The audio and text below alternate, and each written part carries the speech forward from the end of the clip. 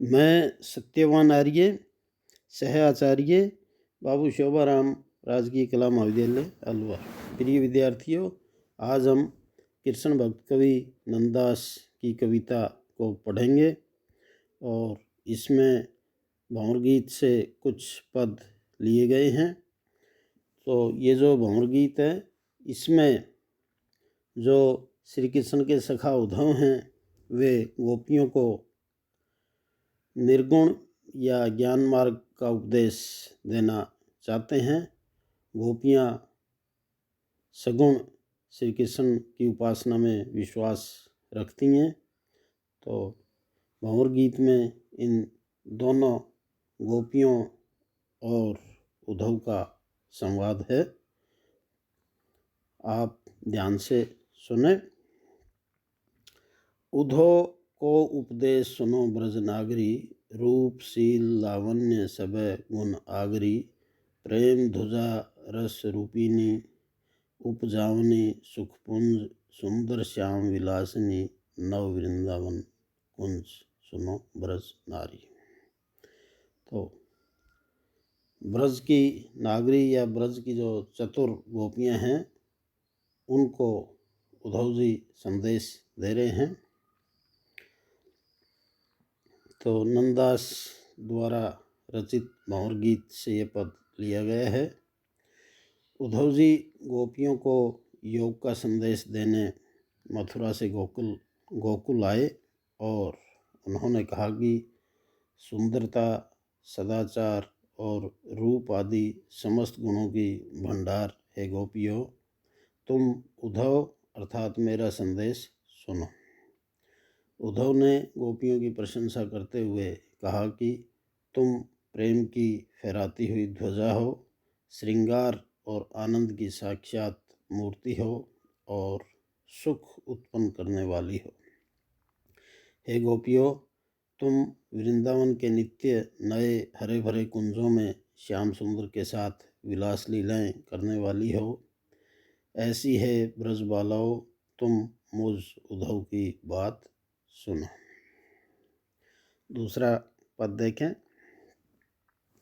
कहो श्याम संदेश एक, मैं तुम पे लायो, कहन समय संकेत कहूँ ओसर नहीं पायो, सोचत ही मन में रहो कब पाऊँ एक ठाऊँ, कही संदेश नंदलाल को बहुरी मधुपुरी जाऊँ, सुनो ब्रज नागरी।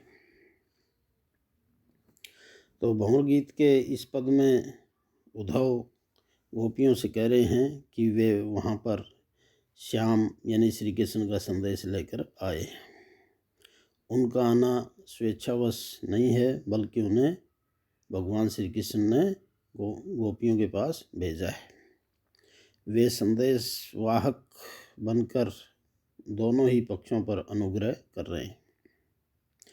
एक अन्य बात भी उद्धव ने कही, वह केवल एक संदेश लाए हैं, एक अद्वितीय संदेश जिसे सुनकर दूसरे संदेशों की आवश्यकता ही नहीं होती। यह एक ब्रह्म का संदेश है, किंतु उद्धव ने इस तथ्य का उद्घाटन नहीं किया। वे आगे कहते हैं कि इस संदेश को कहने के लिए न तो उपयुक्त स्थान ही प्राप्त हो सका और न अवसर ही। भागवत की गोपियाँ उद्धव को देखकर स्वयं उन्हें एकांत स्थान पर ले गई थी। वे नारी सुलभ लज्जा के कारण उद्धव से एकांत में कृष्ण का समाचार पूछना चाहती थी, किंतु नंददास के उद्धव स्वयं ही एकांत स्थल की खोज में हैं। वे गूढ़ गंभीर ब्रह्म ज्ञान का उपदेश एकांत में ही देना चाहते हैं। वे गोपियों से बोले, मैं अपने हृदय में यही विचार कर रहा था कि कब एक उपयुक्त स्थल पाकर कृष्ण का संदेश सुनाकर मथुरापुरी लौट जाऊं। उद्धव ने अपनी कर्तव्य परायणता और अनासक्ति का साथ साथ ही उल्लेख कर दिया। उन्हें ब्रज अथवा ब्रजवासियों से विशेष प्रेम नहीं है। उनका आगमन सकारण है और वे कार्य समाप्त करने के उपरांत वापस लौट जाना चाहते हैं। उद्धव का ये जो रूप है ये ज्ञानी उद्धव के अनुरूप ही है। अगला पद देखें। सुनत श्याम को नाम, ग्राम गृह की सुधि भूली, भरी आनंद रस हृदय, प्रेम बेली द्रुम फूली, पुलकी रोम सब अंग भये, भरी आए जल नैन, कंठ घुटे गदगद गिरा, बोले जात न बैन, विवस्था प्रेम की। तो ये जो पद है ये नंददास जी द्वारा रचित और बहुड़ गीत से लिया गया है। इसमें उद्धव के मुख से श्री कृष्ण का नाम सुनते ही गोपियों की होने वाली स्थिति का वर्णन किया गया है। उद्धव के मुख से श्री कृष्ण का नाम सुनते ही गोपियाँ घर की सुध भूल गई, प्रेम आनंद के रस से उनका हृदय पूर्ण हो गया, वे लताएं फूल उठीं। द्रुम फूली का तात्पर्य यह भी हो सकता है कि जिस प्रकार वृक्ष का आश्रय प्राप्त कर लता फूल उठती है, उसी भांति श्री कृष्ण नाम का आश्रय मिलते ही गोपियाँ भी फूल उठी, यानी प्रसन्न हो गई। उनके हृदय में स्थित स्थायी भावरती नंदलाल का नाम सुनते ही उद्बुद्ध हो गया। उनके संदेश की चर्चा ने उसे उद्दीप्त कर दिया। यह उद्दीप्त रतिभाव पुलक, अश्रु और स्वरभंग द्वारा व्यक्त हुआ है।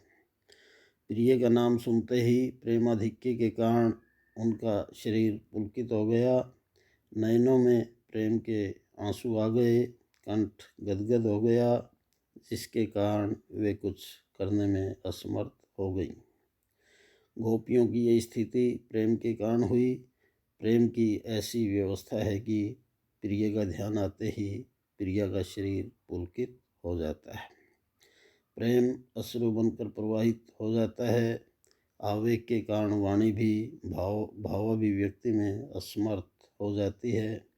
उद्धव का कृष्ण संदेश उनकी विरह भावना को उद्दीप्त यानी जागृत करने के लिए पर्याप्त है।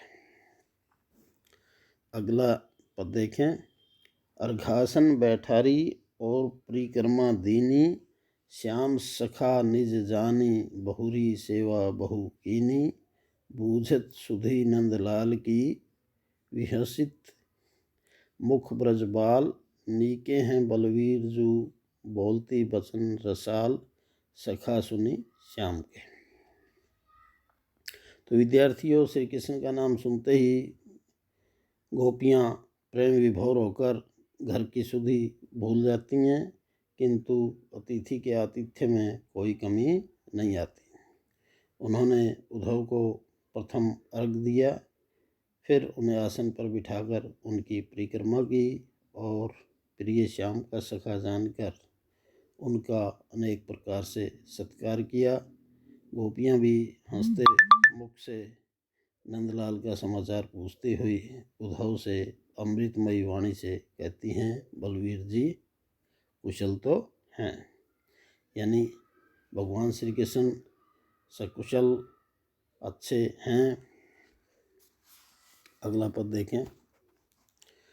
कुशल श्याम अरु राम, कुशल संगी सब उनके, जदुकुल सगरे कुशल, परम आनंद सबन के, बूझन ब्रज कुशलात को, हों आयो तुम तीर, मिली हैं थोरे दिवस में, जनी जिए हो अधीर, सुनो ब्रज नागरी। बहुड़ गीत से लिए गए इस पद में उद्धव जी गोपियों को श्री कृष्ण के बारे में बतला रहे हैं। गोपियों के कुशल समाचार पूछने पर उद्धव ने उत्तर दिया कि श्याम, बलराम, उनके संगी साथी सभी कुशल हैं। मैं यहाँ तुम सबका कुशल पूछने के निमित्त ही आया हूँ। श्री कृष्ण थोड़े ही दिनों में आपसे मिलेंगे, तुम अपने मन में अधीर न हो। यहाँ उद्धव ने अपने आने का कारण पुनः स्पष्ट किया।